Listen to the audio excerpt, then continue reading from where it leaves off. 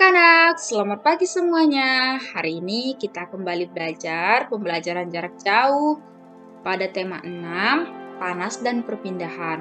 Subtema 2, perpindahan kalor di sekitar kita. Untuk mata pelajaran IPA, Ilmu Pengetahuan Alam. Nah, melalui pembelajaran hari ini, kita akan belajar cara-cara perpindahan kalor dalam kehidupan sehari-hari. Nah, anak-anak, masih ingatkah apa itu kalor? Ya, benar. Kalor adalah tenaga panas yang dapat diterima dan diteruskan oleh satu benda ke benda lain. Jadi, kalor itu tenaga panas. Nah, sekarang kita belajarnya cara-cara perpindahan kalor. Yang pertama itu ada konduksi. Apa ya konduksi? Nah, konduksi merupakan perpindahan kalor tanpa disertai perpindahan zat perantara. Jadi, konduksi merupakan perpindahan kalor tanpa disertai perpindahan zat perantara. Jadi, perpindahan panas tanpa disertai perpindahan zat perantaranya. Nah, contoh. Yang pertama, tangan memegang cangkir berisi teh hangat. Nah, kalau misalnya tangan kita memegang cangkir berisi teh hangat, terasa bagaimana? Terasa hangat juga kan? Nah, selanjutnya, knalpot menjadi panas setelah mesin sepeda motor dihidupkan lama tanpa ada zat perantaranya, tapi terasa panas. Kemudian tutup panci akan terasa panas saat panci digunakan untuk memasak. Nah, ada juga contoh yang lain. Kira-kira apa menurut kamu?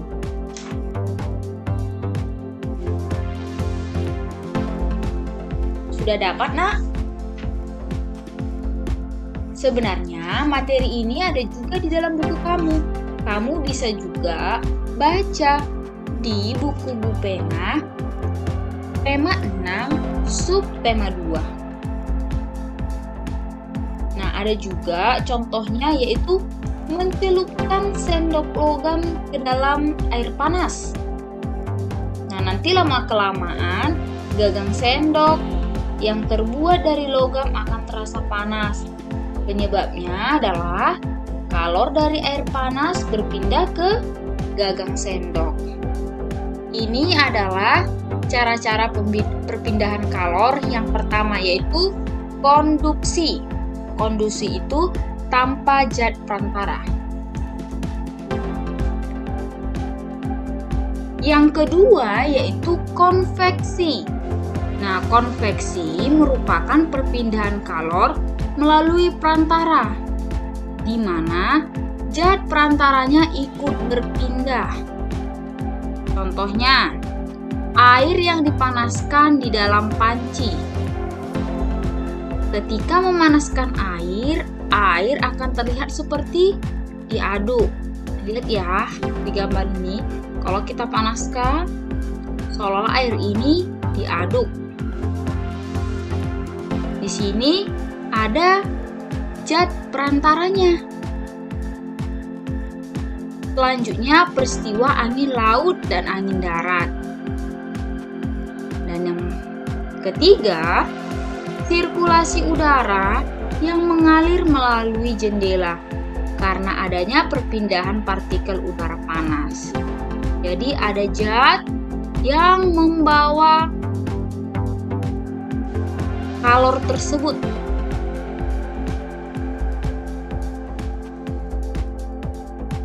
Nah, yang ketiga ada radiasi. Nah, radiasi merupakan perpindahan kalor tanpa melalui perantara. Tidak ada perantaranya, tapi bisa terasa kalornya atau terasa panasnya. Nah, yang pertama, tubuh terasa hangat ketika dekat dengan api, seperti saat dekat dengan api unggun. Nah, ini tidak ada perantaranya kan? Kemudian, panas matahari yang terasa sampai ke permukaan bumi. Walaupun tanpa perantara, tapi panas matahari terasa sampai ke bumi. Nah, yang ketiga, menghangatkan telur ayam atau bebek di bawah cahaya lampu. Pernah kamu lihat, Nak? Bisa menghangatkan telur ayam atau bebek di bawah cahaya lampu. Nah, sudah pahamkah 3 cara perpindahan kalor tersebut? Nah, ingat ya, yang konduksi adalah perpindahan kalor tanpa disertai perpindahan zat perantaranya. Tidak ada zat perantaranya. Tidak berpindah zat perantaranya. Nah, kalau konveksi, perpindahan kalor yang disertai perpindahan zat perantaranya. Sedangkan radiasi adalah perpindahan kalor tanpa melalui perantara. Paham ya perbedaan dari ketiga cara perpindahan kalor ini? Ya, Ibu berharap kamu sudah paham ya, Nak. Nah, dalam kehidupan kita sehari-hari ada keuntungan dan kerugian perpindahan kalor yang bisa kita temukan. Nah, coba perhatikan tabel. Nah, di sini ada nomor 1 perpindahan kalornya, konduksi. Memasak air menggunakan panci aluminium. Keuntungannya apa? Air lebih cepat mendidih.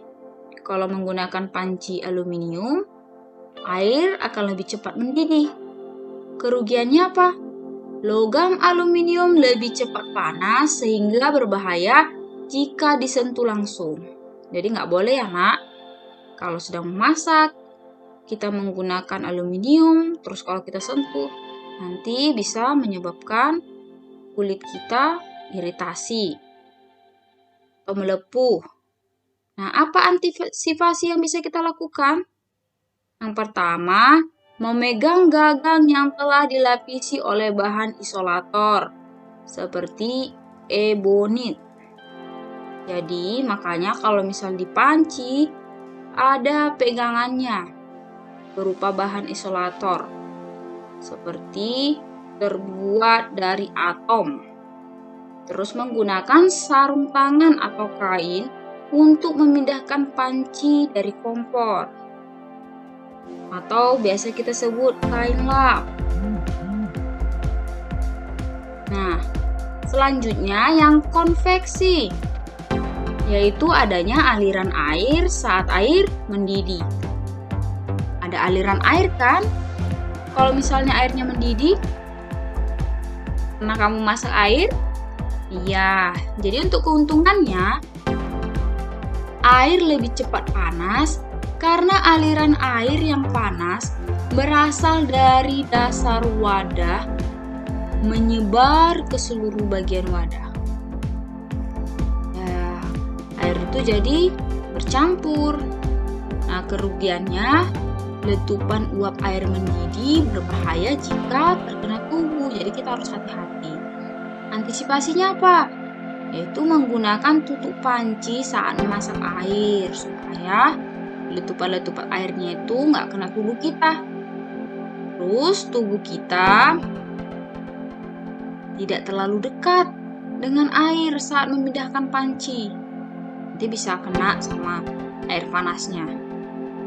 Nah, yang ketiga, radiasi.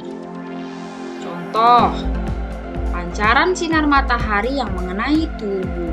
Keuntungannya apa? Tubuh terasa hangat. Pastikan kalau kena sinar matahari, tubuh kita itu akan terasa hangat. Kerugiannya, jika kondisi matahari sedang terik, kita akan merasa kepanasan. Ya, jadi nggak boleh juga ya kalau saat matahari terik, kita nanti bisa merasa kepanasan atau kita bisa jadi pusing kepalanya, kemudian jatuh sakit. Antisipasinya apa?